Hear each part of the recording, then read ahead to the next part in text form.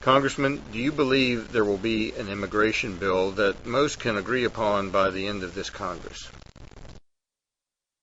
I think it's unlikely that there will be what has been called a comprehensive immigration reform.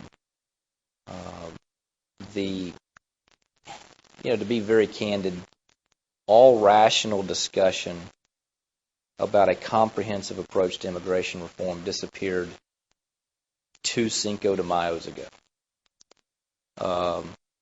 That was the demonstration in the streets around America where American flags were flown upside down, other nations' flags were prominently displayed in what was seen by many as a mass demonstration of illegal behavior by virtue of people who had come here illegally exercising the First Amendment rights of U.S. citizens to fly an American flag upside down. Up until that point, I think that there had been discussions about securing the borders and creating a temporary work program for both ends of the workforce. In other words, the low-end, low-skill, low-wage jobs that are going vacant because of a lack of American workers who want to do those jobs anymore. And frankly, a strong economy that didn't require them to do so. I mean, a 3.2% unemployment rate in the Tampa Bay area means that everyone is looking to fill positions and they're harder to find. That's the low end. And at the high end, we are a nation very dependent, very much to our detriment. We are dependent on foreign workers for high-wage, high-skilled jobs, particularly in the math and science arena. We don't graduate enough engineers. We don't graduate enough mathematicians. We don't graduate enough chemists to remain on the cutting edge of a 21st century economy. So we need a temporary worker program that addresses both of those needs. The third piece is the most difficult, which is what to do with the people who are already here illegally.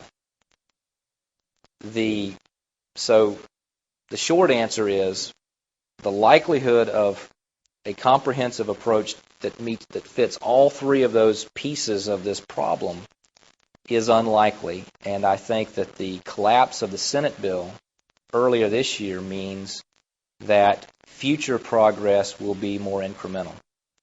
I think that there will continue to be legislation focusing on border security and enforcement.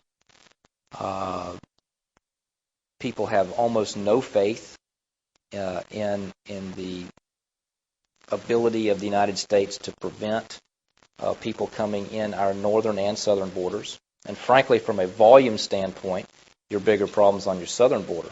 But from a troublemaking standpoint, in terms of the people who are coming here for reasons other than finding a better life for their family or finding work, we have as many problems on the Canadian border as we do on the Mexican or more. So you'll see a continued focus on enforcement. I think that you will see some portions of the wall and fence being built, although that has backslid a little bit in this Congress.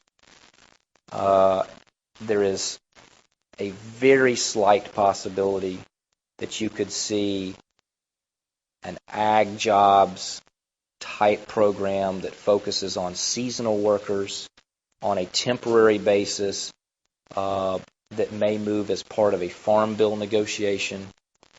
And at the high end of the workforce, what we call H-1B workers, named after the government program that brings them in on a temporary basis, it allows American companies to go recruit around the world the brightest and the best to come here so that Microsoft and others have one less reason to relocate their labs in Bangalore or Beijing.